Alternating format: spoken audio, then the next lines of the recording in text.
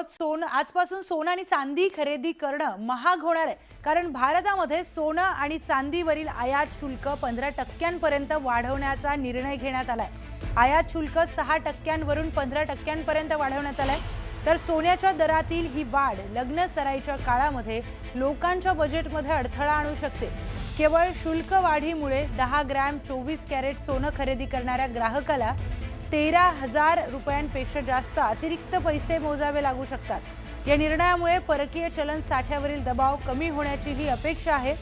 मात्र मौल्यवान धातूंचा जगातील दुसरा सर्वात मोठा ग्राहक असलेल्या भारतामधील मागणी या वाढीव शुल्कामुळे कमीही होऊ शकते असं मानलं जात आहे। तथापि यामुळे भारताची व्यापार तूट कमी होण्यास आणि रुपयाला आधार मिळण्यास मदत होऊ शकते। मात्र या निर्णयामुळे तस्करी वाढण्याची देखील शक्यता आहे। खरं तर 2 दिवसाआधी पंतप्रधानांनी आवाहन केलं आणि त्यानंतर आता आयात शुल्कामध्ये वाढ झालेली आहे। कशा सगळ्या अँगलनं तुम्ही या सगळ्या घटनांकडे पाहता? नक्कीच हे अपेक्षित होतंच मला, कारण की प्रधानमंत्र्यांनी जेव्हा म्हटलेलं की तुम्ही दागिने खरेदी करू नका, त्यावेळेस असं वाटलंच की सरकार पण याच्यावर काहीतरी स्टेप घेतील। आणि कालच त्यांनी गॅझेटच्या माध्यमातून आम्हाला माहीत पडलं की जे ड्यूटी पहिले 5% होती ती 10% करण्यात आली, म्हणजे दुप्पट करण्यात आली आहे। आणि जे ॲग्रिकल्चर सेस जे फक्त 1% होतं ते 5 पट वाढवलेलं, म्हणजे 5% झालेलं आहे। म्हणजे अर्थात याच्यात पहिले आणि आधीमध्ये GST असे 3 कॉम्पोनंट याच्यात लोड व्हायचे, म्हणजे कस्टम ड्युटी, ॲग्रिकल्चर सेस आणि GST असं मिळून पहिले 9% आम्हाला टोटल टॅक्सेस लागायचे। आता ते वाढून 18% झालं, म्हणजे दुप्पट झालेलं आहे। त्याच्यामुळे काल आणि आजमध्ये सोन्याच्या दरात जवळजवळ 1 किलो मागे 13.5 लाख रुपये वाढतील। पहिले जी ड्यूटी फक्त 13.5 लाख होती ती आता 27 लाख रुपये झाली आहे। त्याच्यामुळे 13.5 लाखांनी आता किंमत भारतात आजपासून सकाळपासून वाढणार एवढं निश्चित झालेलं आहे। आणि ओव्हरऑल या चेंजमुळे या इंडस्ट्रीला एक मोठा अजून एक धक्का बसलेला आहे। सर, हा धक्का बसणार आहे, मात्र आता जे नीडफुल आहे, म्हणजे ज्यांच्याकडे लग्न आहे किंवा मांगलिक प्रसंग, त्यांना सोनं खरेदी करणं आता हे अनिवार्य आहे। मग आता या किमती वाढल्यानंतर आता याची झळ बसायला सुरुवात होईल का ग्राहकांनाही व्यवसायाला?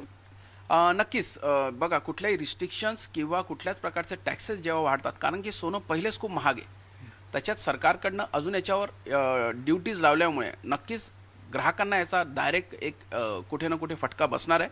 आणि हा लगन सराळाचा पूर्ण सीझन आहे, आणि ज्याप्रमाणे सोन्याचे रेट वाढलेले आहे त्याच्यामुळे लोकांच्या आटोक्याच्या बाहेर गेलेले आहे। आणि आता तिच्या ड्युटी अर्थात हे थोडंसं खूप कठीण परिस्थिती आहे लोकांसाठी पण आणि ज्वेलर्ससाठी पण, कारण की एक इन्व्हेस्टमेंट कॉस्ट पण ज्वेलर्सला भारी पडतं आणि ते पण एक थोडासा त्रासाचा विषय आहे।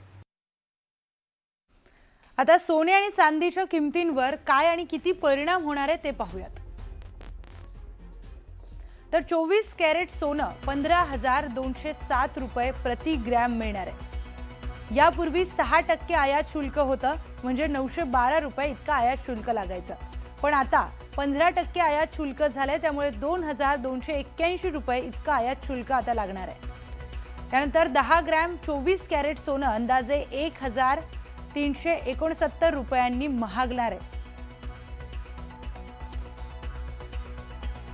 आता चांदीचे भाव पाहूयात। चांदी प्रति किलो 2,74,900 रुपये इतक्या भावाने मिळते, पण यापूर्वी 6% आयात शुल्क होतं, तर 16,494 रुपये इतका आयात शुल्क लागायचं। आता 15% आयात शुल्क झालंय, त्यामुळे 41,235 रुपये इतकं आयात शुल्क आता 1 किलो चांदी मागे लागणार आहे।